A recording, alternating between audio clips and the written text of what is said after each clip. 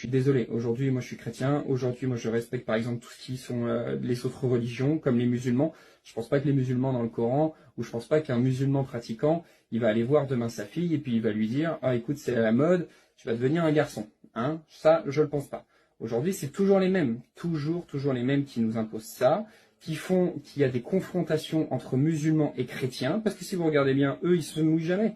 Ils créent des problèmes, ils créent des soucis qui sont relayés par leurs médias, CNews, LCI, BFM TV, et en fait, si vous regardez bien, il y a toujours les mêmes confrontations.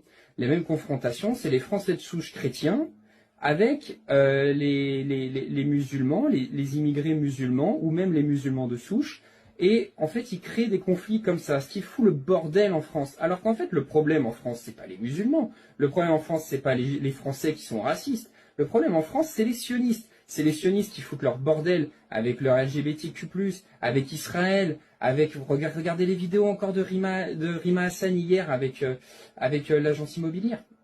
Les deux sionistes de l'agence immobilière.